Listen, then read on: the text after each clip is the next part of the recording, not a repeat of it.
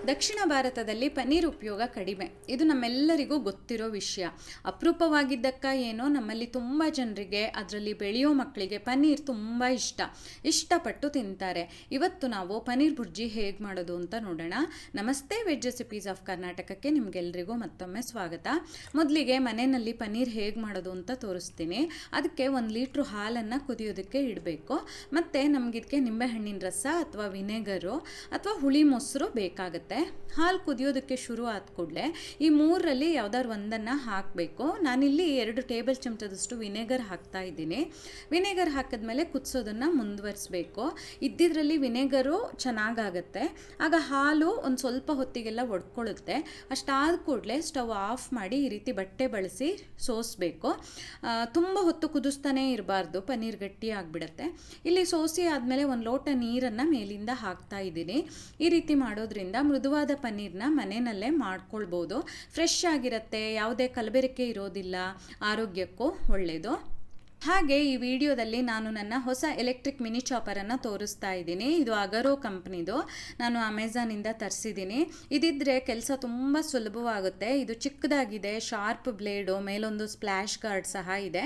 ಇದನ್ನು ಸುಲಭವಾಗಿ USB port ಬಳಸ್ಕೊಂಡು ಚಾರ್ಜ್ ಮಾಡ್ಬೋದು. ಕೇಬಲು ಅವರೇ ಕೊಡ್ತಾರೆ. ಈಗ ಇದನ್ನು ಉಪಯೋಗಿಸಿ ನೋಡೋಣ ಬನ್ನಿ.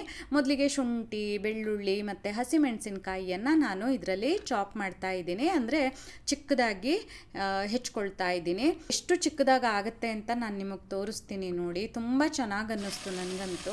ಶುಂಠಿ ಬೆಳ್ಳುಳ್ಳಿ ಪೇಸ್ಟ್ ಬದಲು ಈ ರೀತಿ ಫ್ರೆಶ್ ಆಗಿ ಸುಲಭವಾಗಿ ಮಾಡಿ ನಾವು ಉಪಯೋಗಿಸ್ಬೋದು.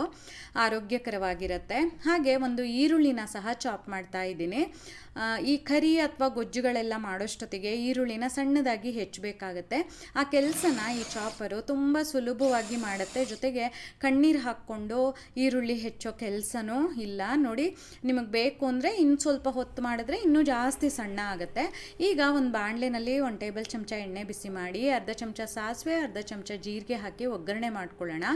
ಆಮೇಲೆ ಅದಕ್ಕೆ 1 ಟೇಬಲ್ ಚಮಚ ಕಡಲೆ ಹಿಟ್ಟು ಹಾಕಿ ಈ ರೀತಿ ಚೆನ್ನಾಗಿ ಮಗ್ಚಬೇಕು.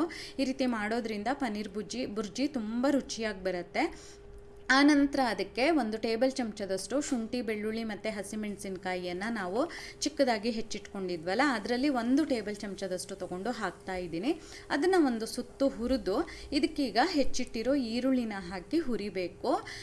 ಈರುಳ್ಳಿ ಹುರಿಯೋ ಟೈಮಲ್ಲಿ ನಾವು ಟೊಮೆಟೊನ ಹೆಚ್ಚಿಟ್ಕೊಳ್ಳೋಣ. ಯಾಕಂದರೆ ಇದಾದಮೇಲೆ ನಾವು ಟೊಮೆಟೊನ ಹಾಕಬೇಕಾಗತ್ತೆ. ಟೊಮೆಟೊ ಸಹ ಅಷ್ಟೇ ತುಂಬ ಸಣ್ಣದಾಗಿ ಹೆಚ್ಚಬೇಕು. ಒಂದು ಸ್ವಲ್ಪ ಪೇಸ್ಟ್ ಆದಂಗೆ ಆಗಬೇಕು, ಆದರೆ ನುಣ್ಣಗೆ ಪೇಸ್ಟ್ ಆಗಬಾರ್ದು. ಅದನ್ನು ಸಹ ಈ ಚಾಪರಲ್ಲಿ ನಾನು ಮಾಡ್ತಾ ಇದ್ದೀನಿ. ಎಷ್ಟು ಚೆನ್ನಾಗಿ ಮಾಡುತ್ತೆ ಗೊತ್ತಾ, ನಾನು ತೋರಿಸ್ತೀನಿ. ಸಮಯನೂ ತುಂಬ ಉಳಿತಾಯ ಆಗುತ್ತೆ ಮತ್ತು ನಮಗೆ ಬೇಕಾಗಿರೋ ಥರ ಮಾಡ್ಕೊಳ್ಳೋದಕ್ಕೂ ಸುಲಭ ಆಗುತ್ತೆ. ಇಲ್ಲಿ ಈರುಳ್ಳಿನ ಹುರಿದಾಯಿತು. ಅದಾದಮೇಲೆ ನಾವು ಚಾಪರಲ್ಲಿ ಪೇಸ್ಟ್ ಥರ ಮಾಡ್ಕೊಂಡಿದ್ವಲ್ಲ, ಆ ಟೊಮ್ಯಾಟೊ ಜೊತೆಗೆ ರುಚಿಗೆ ತಕ್ಕಂತೆ ಉಪ್ಪು, 1 ದೊಡ್ಡ ಚಿಟಿಕೆ ಅರಿಶಿನ ಹಾಕಿ, ಟೊಮೆಟೊ ಸಹ ಅಷ್ಟೇ ಹಸಿ ವಾಸನೆ ಎಲ್ಲ ಹೋಗಿ ಒಳ್ಳೆ ಒಂದು ಗ್ರೇವಿ ಹದ ಬರಬೇಕು. ಅಷ್ಟೊತ್ತವರೆಗೆ ಚೆನ್ನಾಗಿ ಮಗ್ಚಿ ಹುರಿದು ಅದಕ್ಕೀಗ 1 ಚಮಚದಷ್ಟು ಅಚ್ಚ ಖಾರದ ಪುಡಿ, ಅರ್ಧ ಚಮಚ ಗರಂ ಮಸಾಲ ಮತ್ತು ಅರ್ಧ ಚಮಚ ಪಾವ್ ಭಾಜಿ ಮಸಾಲನ ಹಾಕಿ ಮಗ್ಚುತ್ತಾ ಇದ್ದೀನಿ. ಇದರಲ್ಲಿ ಪಾವ್ ಭಾಜಿ ಮಸಾಲ ಆಪ್ಷನಲ್ಲು. ಇದನ್ನು ಬೇಕು ಅಂದರೆ ಹಾಕಿ, ಇಲ್ಲ ಅಂದರೆ ಸ್ಕಿಪ್ ಮಾಡ್ಬೋದು. ಬಟ್ ನನ್ನ ಪ್ರಕಾರ ಪಾವ್ ಭಾಜಿ ಮಸಾಲ ಹಾಕಿದ್ರೇ ಪನ್ನೀರ್ ಬುರ್ಜಿ ತುಂಬ ರುಚಿಯಾಗಿ ಬರುತ್ತೆ. ಇಲ್ಲಿ ಚೆನ್ನಾಗಿ 1 ನಿಮಿಷ ಹುರಿದಾದ್ಮೇಲೆ 1/4 ಕಪ್ಪಷ್ಟು ನೀರು ಹಾಕಿ ಮಗ್ಚಿ ಕುದಿಸಿ, ಈಗಾಗಲೇ ಮಾಡಿಟ್ಕೊಂಡಿದ್ವಲ್ಲ ಆ ಪನ್ನೀರನ್ನು ಚೆನ್ನಾಗಿ ಒಂದು ಸ್ವಲ್ಪ ಪುಡಿ ಮಾಡಿಕೊಂಡು ಹಾಕಿದೆ. ಜೊತೆಗೆ 1 ಟೇಬಲ್ ಚಮಚದಷ್ಟು ಕಸೂರಿ ಮೇಥಿ ಅಂದರೆ ಒಣಗಿಸಿರೋ ಮೆಂತ್ಯ ಸೊಪ್ಪಿದೆಯಲ್ಲ, ಅದನ್ನು ಸಹ ಹಾಕಿ ಚೆನ್ನಾಗಿ ಮಗ್ಚುತ್ತಾ ಇದ್ದೀನಿ. ನೀರು ಬೇಕನ್ಸಿದ್ರೆ ನೀರನ್ನು ಹಾಕ್ಕೊಳ್ಳಿ. ಯಾಕಂದರೆ ಇದೊಂಥರ ನೋಡಿ, ನೀವು ನಾನು ತೋರಿಸ್ತಾ ಇದ್ದೀನಲ್ಲ ಆ ಕನ್ಸಿಸ್ಟೆನ್ಸಿ ಬರಬೇಕು. ಅದಕ್ಕಾಗೋಷ್ಟು ನೀರನ್ನು ಹಾಕ್ಕೊಳ್ಳಿ.